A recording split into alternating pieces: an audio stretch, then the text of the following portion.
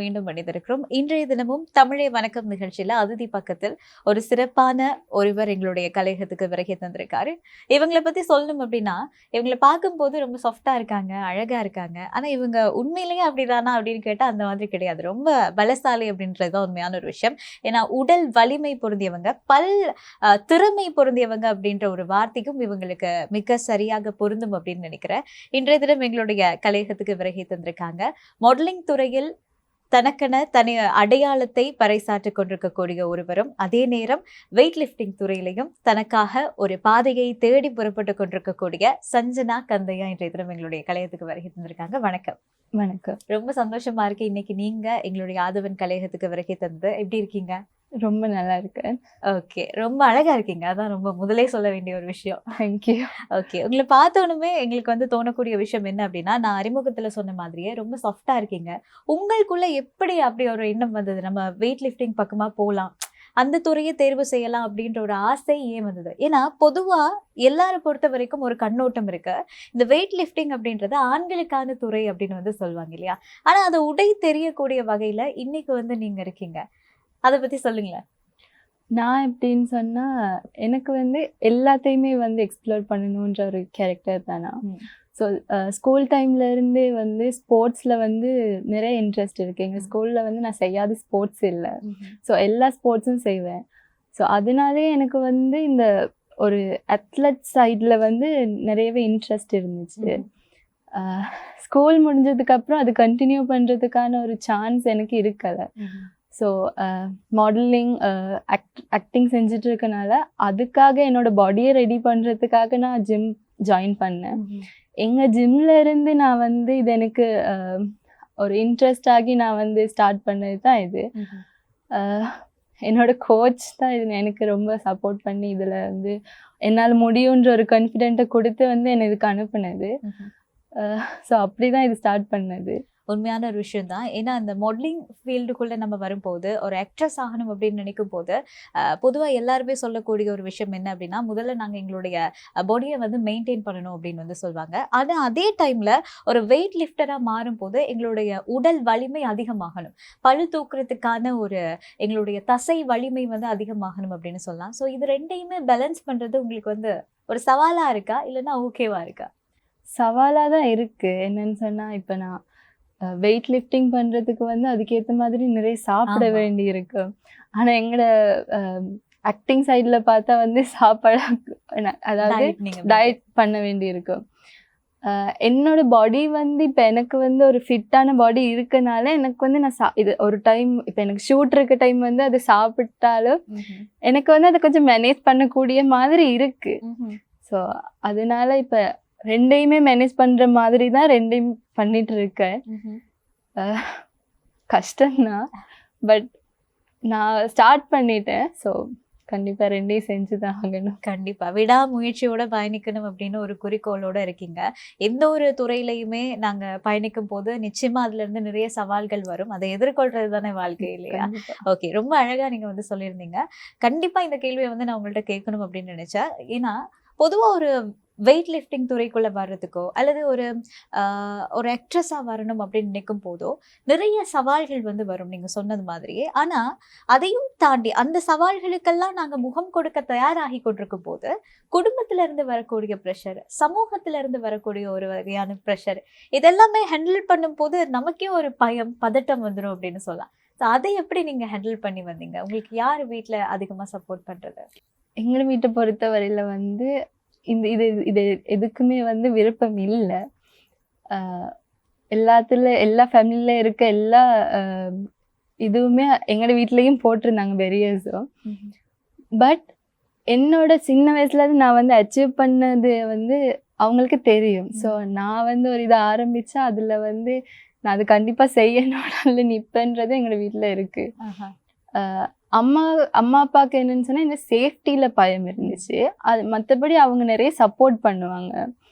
எனக்கு என்னோட 2 அண்ணா, எனக்கு 4 அண்ணா, அதில் 2 அண்ணா ரொம்பவே சப்போர்ட்டிவ்.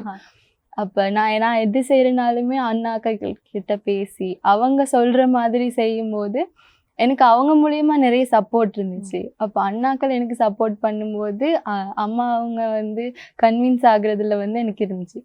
கண்டிப்பா வந்து எல்லாருக்குமே வந்து இப்போ வீட்டில் அம்மா அப்பா சப்போர்ட் இல்லாட்டியும் சிப்ளிங்ஸ்ட சப்போர்ட் சரி கண்டிப்பா இருக்கணும். யாரையாவது சப்போர்ட் இருந்தால் தான் கண்டிப்பா வெளியே வரலாம்.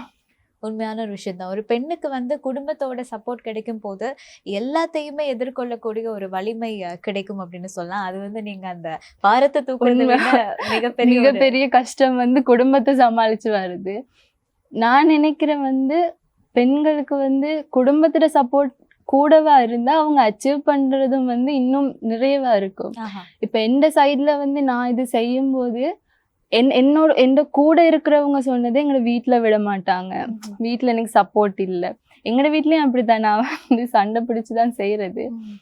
ஆனா அவங்களுக்கு ஒரு நம்பிக்கை இருக்கு. ஓகே, நான் இது செஞ்சா வந்து சக்சஸ் ஆகுன்ற மாதிரி அந்த நம்பிக்கையை வந்து எல்லாரும் அவங்களோட கேர்ள் மேல வைக்கணும்ன்றத வந்து நான் இந்த ஷோ மூலியமா நான் சொல்லிக்கொள்றேன். ஏன்னா நான் இப்ப நேஷனல் வந்து வின் பண்ணியிருக்கேன். அடுத்தது வந்து வேர்ல்டு வைட் போறேன் இதுல. அப்ப வேர்ல்டு வைட் போகும்போது இன்னொரு நாட்டுக்கு போகணும். நாங்க எல்லாமே தனியா செய்யணும் போது நிறைய பேர் வீட்டுல வந்து அதை அலோவ் பண்ணல. அப்ப அதனால வந்து இப்ப எங்க ஜிம்ல இருந்து நாங்க நேஷனல் போன கேர்ள்ஸ் வந்து 5 பேர். இப்ப வேர்ல்ட் சாம்பியன்ஷிப் போறதுக்கு வந்து நான் மட்டும்தான் இருக்கேன். ஒண்ணு வந்து அவங்க செலக்ட் ஆகல, மற்ற செலக்ட் ஆன ஒரு கேர்ளுக்கும் வந்து வீட்டுல அலோவ் பண்ணல. அந்த மாதிரி நிறைய பிரச்சனை இருக்கும்போது ஸ்ரீலங்காவை ரெப்ரசன்ட் பண்ணி போகக்கூடிய ஒரு பெரிய ஒரு சான்ஸை கூட வீட்டுல இருக்க சப்போர்ட் இல்லாம போறாங்க இல்ல. வீட்டில் சப்போர்ட் பண்ண இன்னுமே நிறைய கேர்ள்ஸ் வந்து அச்சீவ் பண்ணலான்னு நான் நினைக்கிறேன். உண்மையான ஒரு விஷயம் தான். ஏன்னா உங்களை போன்ற சாதனையாளர்களை பார்க்கும்போது நீங்க சொல்லக்கூடிய விஷயங்களை கேட்கும் போது தான் வெளியில இருக்கக்கூடிய சாதிக்கணும் அப்படின்ற எண்ணம் இருக்கக்கூடிய பெண்களுக்கு எங்களாலேயும் முடியும் அப்படின்ற ஒரு நம்பிக்கையை கொடுக்கக்கூடிய விதத்துல அது இருக்கும். இலங்கையை பிரதிநிதித்துவப்படுத்தி நீங்க வந்து போறீங்க உலக சாதனை புரியறதுக்காக. கண்டிப்பா அதுல உங்களுக்கு வெற்றி கிடைக்கணும் அப்படின்னு சொல்லி நாங்களும் எங்களுடைய நிகழ்ச்சி சார்பா வாழ்த்துக்களையுமே பகிர்ந்து கொள்றோம். ரொம்ப முக்கியமான ஒரு கேள்வி உங்கள்கிட்ட கேட்கணும். நீங்க வந்து நேஷனல் லெவல்ல வின் பண்ணிருக்கீங்க. அந்த ஒரு தருணம் நீங்க பட்ட கஷ்டத்துக்கு அல்லது உங்களை தியாகம் செய்து எத்தனையோ நாள் தூங்காம ஒர்க் அவுட் பண்ணிருப்பீங்க. அதே மாதிரி உங்களுக்கு பிடிச்ச விஷயங்களை நீங்க தியாகம் பண்ணிருப்பீங்க. ஆக ஒரு இலங்கைக்கான ஒரு அடையாளத்தை நீங்கள் வாங்கும் போதோ அல்லது உங்களுக்கான ஒரு தனி அடையாளத்தை நீங்க தேடிக்கொள்ளும் போது அந்த ஒரு மூமெண்ட் உங்களுக்கு எப்படி இருந்தது? உண்மையை சொல்லணும்னா எந்த சைட்ல வந்து நான் எங்கள் ஃபேமிலி சைட்லேருந்து நான் ஒரு ஒர்க் போகிறதே வந்து எனக்கு ஒரு பெரிய விஷயமா இருந்துச்சு. ஃபேமிலியை சமாளிச்சுட்டு நான் ஒர்க் போகிறது. ஆனால் இப்போ வந்து நான் 1 இல்லை 2 இல்லை 3 சைடில் வந்து நான் ஒர்க் பண்ணிகிட்ருக்கேன். ஸ்டடீஸில் இருக்கேன், ஆக்டிங்கில் இருக்கேன். இப்போ இந்த ஸ்ட்ரென்த் லிஃப்டிங்கும் போது ஃபுல்லாக என்னோட ஷெடியூலெல்லாம் அப்படி ஃபுல் பிஸியாக தான் போயிட்டுருக்கு. ஸோ அதுக்கு நடுவில் நான் இதை பண்ணும்போது இது ஒரு ப்ரெஷர். இதில் நான் வின் பண்ணுன்ற ப்ரெஷர் எனக்கு எப்பயும் இருந்துட்டு இருந்துச்சு. ஆனால் எனக்கான கோச்சஸ், நான் அது முக்கியமாக இதில் சொல்லி ஆகணும், ஷெனால் கோச் இருக்காங்க எனக்கு எங்களோட ஜிம்மில். ரொம்பவே சப்போர்ட் பண்ணாங்க. நான் என்னோட ஷெடியூல் படி எனக்கு ஏற்ற மாதிரி. இப்போ எனக்குமே சில டைம் டவுட்ஸ் இருக்கும், என்னால் இந்த வெயிட் லிஃப்ட் பண்ண முடியுமான்னு. நான் யோசிக்கிறதுக்கு முன்னாடி என்னை வந்து ஏமில் ட்ரஸ்ட் பண்ணி உன்னால் முடியும்னு சொல்லி புஷ் பண்ணுறதுக்கு என் கூட அவங்க இருந்தாங்க. ஸோ அதுக்கு எல்லாத்துக்கும் வந்து அவங்களுக்காக நான் எடுத்து கொடுக்கணும். ப்ளஸ் என்னோட அடையாளம் அதை வந்து நான் இங்கே இது பண்ணணுன்றதுல வந்து ரொம்பவே ஃபோக்கஸ்டாக இருந்தேன். ஸோ அதுதான் எனக்கு இந்த வெற்றிக்கு காரணமாக இருந்துச்சுன்னு நான் நினைக்கிறேன். உண்மைதான். உங்களை பார்க்கும்போது எங்களுக்கே சந்தோஷமாக இருக்கு. கண்டிப்பா எங்களுடைய ஆதவன் டிவி நேயர்களுக்கும் அந்த மாதிரி தான் இருக்கும் அப்படின்னு நினைக்கிறேன். ஏன்னா ஒரு சாதாரண மட்டத்துல இருந்து என்னால முடியும் அப்படின்னு புறப்பட்டு போன ஒரு பெண்ணுக்கு அங்கீகாரம் கிடைச்சிருக்கு அப்படின்னும் போது கண்டிப்பா அது எங்களோட வீட்டுல இருக்கக்கூடிய ஒரு பெண்ணுக்கு கிடைச்ச மாதிரி தான் நாங்க அதை பார்ப்போம் இல்லையா? ஆக வாழ்த்துக்கள் மீண்டுமே உங்களுக்கு. அதே நேரம் மிக முக்கியமான ஒரு கேள்வியை வந்து நான் கேட்கணும் அப்படின்னு நினைக்கிறேன். இப்போ நீங்க வந்து ஒரு பன்முக திறமையாளர். நீங்க சொன்ன மாதிரி உங்களுடைய ஸ்டடீஸ் ஒரு பக்கம் போயிட்டு இருக்கு, இன்னொரு பக்கம் உங்களுடைய ஒர்க் ஷெடியூல்ல நீங்க பிஸியா இருக்கீங்க. இதெல்லாம் பேலன்ஸ் பண்றதுக்கு ஒரு தனியான மனப்பக்குவம் வேணும். அதுவும் இந்த ஏஜ்ல உங்களுக்கு அந்த மனப்பக்குவம் இருக்கிறது உண்மையிலேயே பிரமிப்பா இருக்கக்கூடிய ஒரு விஷயம் தான். எப்படி ஹேண்டில் பண்றீங்க? இப்படிதான் முதலே வந்து இப்போ ஷூட்ஸ் இருக்க டைம் வந்து முதலே வந்து அதுக்குன்னு டைம் ஒதுக்கிடுவேன். மற்றபடி காலேஜ் இருக்கும், மார்னிங் 8 to ஈவினிங் 3 வரைக்கும் இருக்கும். ஸோ அது முடிச்சுட்டு வந்து அடுத்து ஜிம் போயிட்டு வர்றதுக்கு நைட் ஆகிரும். So studies the assignment project அதுசெல்லாம் இருந்தால் நைட்டில் உட்காந்து தான் செய்ய வேண்டி இருக்கும். சம்டைம்ஸ் தூக்கம் இருக்காது, சாப்பிட்றதுக்கு டைம் கிடைக்காது. ஆனால் சஞ்சனானா எல்லாருக்கும் தெரியணும் அப்படின்ற ஒரு இதில் வந்து நான் தொடர்ந்து ஒர்க் பண்ணிகிட்ருக்கேன். என்னோட ட்ரீம் வந்து நான் ஒரு பிஸ்னஸ் உமனாக ஆகணுன்றது. ஸோ நான் இன்னமும் என்னோட ஹார்ட் ஒர்க் போட்டு இதையும் சேர்த்து என்னோட பிஸ்னஸ் சைடையும் நான் கொண்டு போகிறதுக்கு தான் என்னோட ஃபுல் இது பண்ணியிருக்கேன். உண்மையான ஒரு விஷயம் தான் சஞ்சனா. உங்ககிட்ட ஒரு விஷயம் கேட்கணும் அப்படின்னு நினைச்சா, எதிர்காலத்துல நீங்க இலங்கையை பிரதிநிதித்துவப்படுத்தக்கூடிய நிறைய திரைப்படங்கள்ல கமிட் ஆகியிருக்கிறதாகவும் நாங்க கேள்விப்பட்டோம். அதை கேட்கும் போதே சந்தோஷமா இருந்தது. அதை பத்தி கொஞ்சம் சொல்ல முடியுமா? அன்பதிகாரம்னு சொல்லி ஒரு மூவியில் இப்போ நான் ஹீரோயினை கமிட் ஆகியிருக்கேன். அந்த ஷூட்டிங்கும் போகுது. இப்போ ரீசெண்டாக வந்து சூர்யா சாரோட கருப்பு மூவி வந்துச்சு, அதுலேயும் ஒரு சின்ன ரோல் பண்ணியிருக்கேன். ஷார்ட் ஃபிலிம்ஸ் அதுகளும் செஞ்சிட்ருக்கேன். எப்படி சொல்கிறேன்னா, நான் ஸ்கூல் டைமில் வந்து ஸ்டடீஸ்லேயும் ஒரு ஸ்டடீஸ் மட்டுமே மெயினாக இருக்கணும்னு யோசிச்ச கேர்ள் இல்லைனா. எனக்கு வந்து எல்லாமே நான் தெரிஞ்சிருக்கணும். இப்போ நான் ஸ்போர்ட்ஸ் செய்கிறேன்னா எனக்கு இந்த ஸ்போர்ட்ஸ் மட்டும் இல்லை, எனக்கு எல்லா ஸ்போர்ட்ஸும் செய்யணுன்ற ஆசை இருக்கும். அதனால எல்லாமே நான் செஞ்சேன். ஸோ ஸ்போர்ட்ஸ் சைட் மட்டும் இருக்கக்கூடாதுன்னு எக்ஸ்ட்ரா கரிக்குலரில் ஆக்டிங் சைட் போனேன். அப்போ ஆக்டிங் சைட் போகும்போது எனக்கு ஸ்ரீலங்கன் லெவலில் நிறைய பெஸ்ட் ஆக்ட்ரஸ் அவார்டு அதெல்லாம் நான் வின் பண்ணேன். ஸோ அதெல்லாம் வின் பண்ணும்போது எங்கள் ஸ்கூலில் வந்து நிரோஷன் சார்னு ஒரு ஆள் இருந்தாங்க. எப்பயுமே ஒரு ஆள் அந்த பேக் போனாக பின்னாடி இருக்காங்க. ஸோ நிரோஷன் சார் வந்து நிறையவே என்னை வந்து கைட் பண்ணி என்னை வந்து ட்ரெயின் பண்ணி, ஸோ அவரோட ட்ரைனிங் மூலியமாக வந்து எனக்கு வந்து பெஸ்ட் ஆக்ட்ரஸ் அவார்டு அதெல்லாம் கிடச்சி. ஸோ அந்த இதில் வந்து நான் இந்த ஆக்டிங் சைட் வந்து வரணுன்ற ஒரு கான்ஷியஸ் எப்பயுமே இருந்துச்சு. அப்போது ஒரு சான்ஸ் மூலியமாக எனக்கு ஆக்டிங் சைடில் தானாகவே சான்ஸ் கிடச்சிச்சு. ஸோ அதனால இந்த ஆக்டிங் சைட் இப்போ மூவிஸ் அவங்களே ஆஃபர் பண்ணுறாங்க ஒரு இது பார்த்து. ஸோ இனி வருங்காலத்தில் கண்டிப்பாக அதையும் நான் கண்டினியூ பண்ணுற ஐடியாவில் தான் இருக்குது. ரொம்ப சந்தோஷம். ஆனால் சஞ்சனாவை பார்க்கும்போது எங்களுக்கு எப்படி இருக்குது அப்படின்னா, ஒரு சாஃப்டான ஒரு கேரக்டர், ரொம்ப மென்மையாக பேசக்கூடிய ஒருத்தங்க அப்படின்றது தான் எங்களுக்கு புரியுது. ஆனால் எல்லாருமே உண்மையிலேயே அந்த கேரக்டரோடு இருந்தாலும் ஸ்க்ரீனில் வரும்போது அப்படியே இருப்பாங்கன்னு சொல்ல முடியாது இல்லையா? அவங்களுடைய திறமை வேறுபட்டதாக இருக்கும். நீங்கள் எப்படி பர்சனலாக உங்களுக்கு என்ன மாதிரியான கேரக்டர்ஸில் நடிக்கிறதுக்கு பிடிக்கும்? நான் என்னோட உண்மையான கேரக்டர் பார்த்தா கேரக்டர் வைஸ் சாஃப்டான கேர்ள், ஆனால் வந்து சரியான போல்டான கேர்ள், ஸ்ட்ராங். என்னால் இப்போ யாராவது என்னால் இது பண்ண முடியாதுன்னு சொன்னால் கண்டிப்பாக நான் அதை பண்ணி முடிப்பேன்ற ஒரு மைண்ட் செட் இருக்க ஒரு கேர்ள். ஸோ அப்படி இருக்கும்போது ஸ்க்ரீனில் வரும்போது என்ன இப்போ எந்த ரோல் கொடுத்தாலும் என்னால் செய்ய முடியுன்ற ஒரு இது இருக்கு எனக்கு. ஸோ இதுதான் நான் செய்வேன், இதுதான் செய்ய மாட்டேன்னு இல்லை.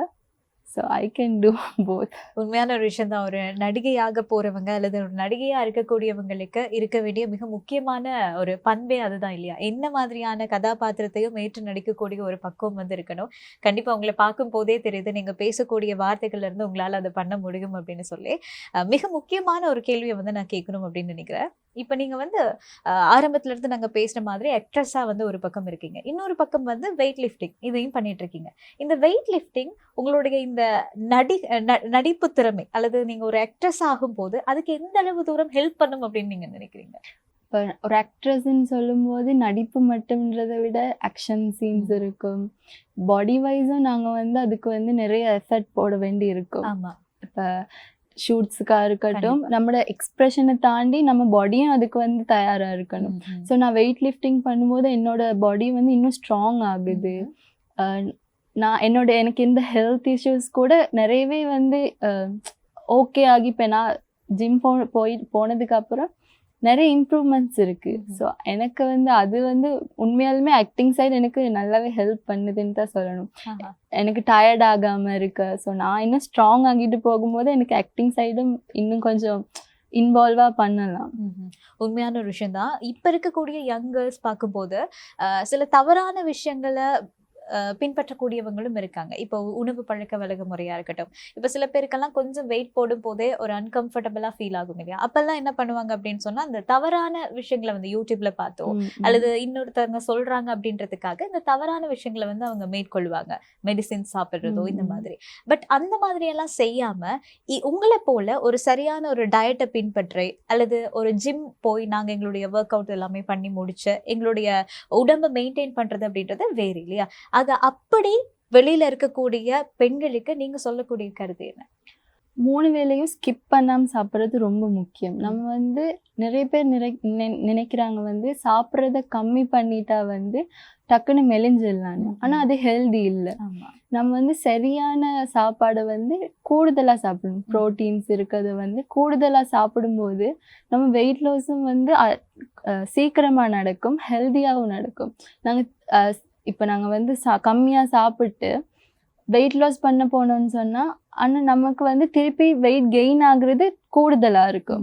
நாங்கள் சரியாக சாப்பிட்டு வந்து வெயிட் லாஸ் பண்ணாலும் அதுக்கப்புறம் நாங்கள் ஏதோ ஒரு சிச்சுவேஷனில் நம்ம சாப்பிட்டா கூட நமக்கு வெயிட் கெயின் வந்து அவ்வளோ இதாக இருக்காது. நிறைய பேர் நினைக்கிறது கம்மியாக சாப்பிட்டா ஓகேன்னா, ஆனால் அது அப்படி இல்லை. நிறைய சாப்பிடணும், ஹெல்த்தியாக சாப்பிடணும், நல்ல சாப்பாடு சாப்பிடணும். அப்படி சாப்பிட்டு நம்ம வெயிட் லாஸ் பண்ணுறது தான் நல்ல என்னை பொறுத்த வரையில். டெய்லி ஒரு எக்ஸசைஸ் பாடிக்கு வந்து கொடுக்கறது வந்து கம்பல்சரி. ஏன்னா நம்ம வந்து போன் வந்து ஸ்ட்ரென்த் ஆக ஆக தான் நம்ம வயசு வந்து போனாலும் நம்ம ஆரோக்கியமாக இருக்கலாம். அப்போ அதுக்கு வந்து ஒரு ரொம்ப தேவையில்லை. ஒரு 1/2 hour எக்ஸசைஸ், ஹெல்தியான சாப்பாடு சாப்பிட்டாலுமே போதும். ஆனா நிறைய சாப்பிடுங்க, நல்லதா சாப்பிடுங்க. உண்மையிலேயே ரொம்ப அழகா சொல்லியிருந்தீங்க. ஏன்னா இப்ப பெண்கள் எதிர்நோக்கக்கூடிய மிக முக்கியமான ஒரு சவாலா இந்த ஒரு விஷயம் வந்து இருக்கு. ஆரம்பத்துல பேசும்போதே சஞ்சனா வந்து சொல்லியிருந்தீங்க, நான் வந்து பார்க்கறதுக்கு கொஞ்சம் சாஃப்டான கேர்ள் தான், பட் ரொம்ப போல்டான ஒரு கேர்ள். என்கிட்ட யாராவது ஏதாவது பண்ணுங்க அப்படின்னு சொன்னா கண்டிப்பா என்னால பண்ணி முடிக்க முடியும் அப்படின்னு வந்து சொல்லியிருந்தீங்க. அந்த ஒரு விஷயம் எங்களுக்கு ரொம்ப பிடிச்சிருந்தது. இருந்தாலும் இப்ப பல பேர் பல விஷயங்களை வந்து சொல்லுவாங்க. இன்னைக்கு வந்து சஞ்சனாவை நிறைய பேர் வந்து கொண்டாடலாம், பாராட்டலாம். ஆனா ஆரம்பத்துல இந்த நிலை வந்து அப்படி இருந்திருக்காது. நீங்க ஒரு விஷயம் பண்ணும்போது நெகட்டிவா பேசினவங்க நிறைய பேர் இருந்திருப்பாங்க, அல்லது சஞ்சனா வந்து இப்படியான கேரக்டர் தான் அப்படின்னு இப்ப ஜட்ஜ் பண்ணக்கூடியவங்களும் நிறைய பேர் இருப்பாங்க. இதெல்லாம் ஒரு பக்கம் நாங்க ஓரமா வச்சுட்டு, இதெல்லாம் தாண்டி சஞ்சனானா யாரு, நான் யாரு அப்படின்னு நீங்க யோசிக்கும் போது உங்களுக்கு தோணக்கூடிய விஷயம் என்ன? எனக்கு தோணக்கூடிய விஷயம் நல்ல ஹியூமன் பீயிங் நான் நினைக்கிறேன். நான் வளரணும் மட்டும் இல்லாம என்னை சுத்தி இருக்கவங்களையும் நான் என்னோட கூட்டிட்டு போகணும்னு நினைக்கிற ஒரு கேர்ள் தான் நான். ஸோ நீங்க சொன்ன மாதிரி உண்மைதான். ஒரு கேர்ள் வந்து எது ஸ்டார்ட் பண்ணுறனாலும் கிரிட்டிசைஸ் இல்லாமல் ஸ்டார்ட் பண்ணி அவங்களால அச்சீவ் பண்ணவே முடியாது. நானுமே இந்த சொசைட்டியில் நிறைய ஃபேஸ் பண்ணியிருக்கேன். ஸோ அதை தாண்டி நான் இங்கே வர்றதுக்கு வந்து சஞ்சனானா எனக்கு வந்து ஒரு செல்ஃப் கான்ஃபிடென்ட் இருக்க ஒரு கேர்ள், செல்ஃப் டிசிப்ளின் இருக்க ஒரு கேர்ள் அப்படின்றது தான் நான் பார்க்குறேன்.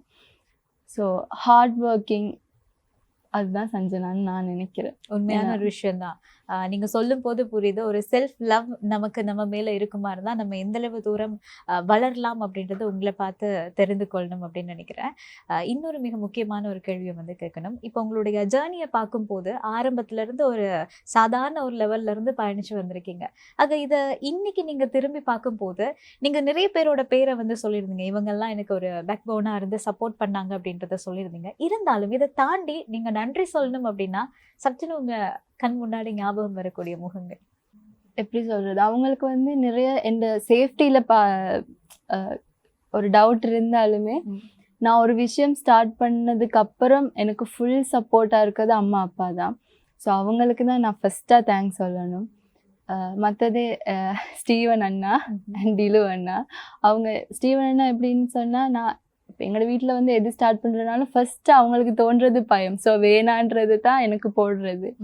அப்போ ஸ்டீவன் அண்ணாவோட பேசும்போது தான் அவங்க எனக்கு வந்து நிறைய சப்போர்ட் பண்ணுறது, எனக்காக பேசுறது அப்படி. அப்போ அவங்க சொன்னால் எங்களோட வீட்டில் கேட்பாங்க அந்த மாதிரி. அப்போ டிலு அண்ணா என்னை எங்கே கூட்டிகிட்டு போகிறனால அவங்க.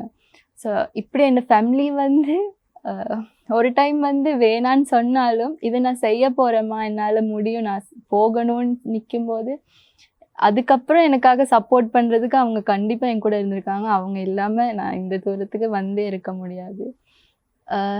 ஆக்டிங் சைடுன்னு சொல்ல போனால் நிரோஷன் சாருக்கு நான் வந்து தேங்க்ஸ் சொல்லி ஆகணும். வெயிட் லிஃப்டிங் சைடில் வந்து ஷெனால் கோச், அசங்கா கோச், ஷுஹாட், இவங்க எல்லாருக்குமே நான் தேங்க்ஸ் சொல்லணும். ஏன்னா அவங்கெல்லாம் எனக்கு வந்து நிறைய ஹெல்ப் பண்ணியிருக்காங்க. ஸோ இப்போதைக்கு என்னோட ஜேர்னியில் இவ்வளோ பேர். மற்றது நான் முக்கியமாக சொல்லணும் என்னன்னு சொன்னால், அன்பதிகாரம் டீம் டிரெக்டர் சனாதனன் ஃபர்ஸ்ட்டாக வந்து ஆக்டிங் சைடுக்குள்ளே நான் வரும்போது அப்போ எனக்கு எந்த ஒரு பேக்ரவுண்டும் இருக்கல ஆக்டிங் சைடு. ஸோ ஒரு ஆடிஷன் மூலியமாக தான் நான் அதுக்குள்ளே போனேன்.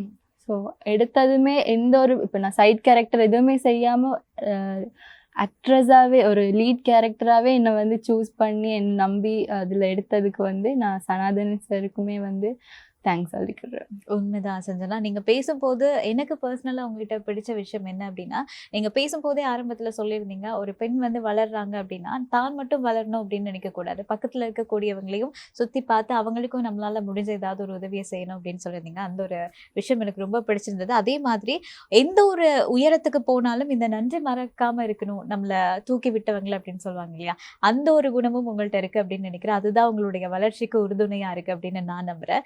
லாஸ்டா ஒரே ஒரு கொஸ்டின் மட்டும் உங்கள்கிட்ட கேட்கலாம் அப்படின்னு நினைக்கிறேன். ஏராளமான பெண்கள், ஏராளமான ஆண்களா இருக்கட்டும், இந்த சமூகத்துல சாதிக்கணும் அப்படின்ற ஒரு வெறியோட, ஒரு குணத்தோட காத்துட்டு இருக்காங்க. அப்படிப்பட்டவங்களுக்கு உங்களுடைய தனிப்பட்ட ஆலோசனை என்ன? ஹார்ட் ஒர்க் விட்டுறக்கூடாது. நம்மளால இப்போ நிறைய பேர் சொல்லலாம், உனக்கு எதுக்கு இது, இதுக்குள்ளே வந்து நீ என்ன, உனக்கு என்ன கிடைக்க போகுது அப்படின்னு நிறைய பேர் வந்து டிமோட்டிவேட் பண்ணலாம். ஆனால் நீ ஒரு பாதையை சூஸ் பண்ணி அதுக்குள்ளே இறங்கிட்டா, அதுலேருந்து அச்சீவ் பண்ணுற வரைக்கும் நீ அதுலேருந்து வெளியே வரவே கூடாது. அந்த செல்ஃப் கான்ஃபிடென்ட்டை வந்து கண்டிப்பாக நமக்குள்ளே நம்ம வச்சுருக்கணும். யார் என்ன சொன்னாலும் நம்ம முடியும்னு நினச்சிட்டா அது கண்டிப்பாக முடிச்சிடலாம். என்ன அதுக்கான ஹார்ட் ஒர்க்கை கொடுங்க. மற்றது வந்து நீங்கள் ஒரு பாதையில் போகிறீங்கன்னு சொன்னால் அதில் எல்லா விஷயத்தையும் தெரிஞ்சு அதுக்குள்ளே ஃபுல்லாக இறங்கிருங்க. அப்படி நீங்கள் போகும்போது அது உங்களால் முடியாட்டியுமே அது வந்து உங்களை வெற்றி பாதைக்கு கண்டிப்பாக கூட்டிகிட்டு போகும். எல்லாருக்கும் ஆல் தி பெஸ்ட். இப்போ என்னால் வந்து சாதிக்க முடியும்னு சொன்னால் கண்டிப்பாக எல்லாராலையும் சாதிக்க முடியும். உங்களை நம்புங்க. நீங்கள் உங்களை நம்பி நீங்கள் இறங்கிட்டா கண்டிப்பாக முடியும். ரொம்ப அழகா சொல்லியிருந்தீங்க. சரியான குறிக்கோளோடு பயணிக்கும் போது நிச்சயமா எங்களுடைய முயற்சி எங்களுக்கான வெற்றியை கொண்டு வந்து தரும் அப்படின்னு அழகா சொல்லியிருந்தீங்க. ரொம்ப நன்றி. இன்னொரு வாழ்த்தையுமே உங்களுக்கு சொல்லி ஆகணும். ஏன்னா ஒரு சர்வதேச ரீதியாக இலங்கையை பிரதிநிதித்துவப்படுத்தி ஒரு பயணத்தை நோக்கி புறப்பட தயாரா இருக்கீங்க. அதுக்கு எங்களுடைய மனமார்ந்த வாழ்த்துக்கள். இன்றைய தினம் எங்களுடைய ஆதவன் டிவி நேயர்களுக்காக நிறைய விஷயங்களை பேசியிருந்தீங்க. எங்களுடைய கலையகத்துக்கு வருகை தந்து உங்களை பற்றி அழகா எங்களுக்கு சொன்னதுக்கும் சில ஆலோசனைகள் வழங்கினதுக்கும் நன்றி. நன்றி.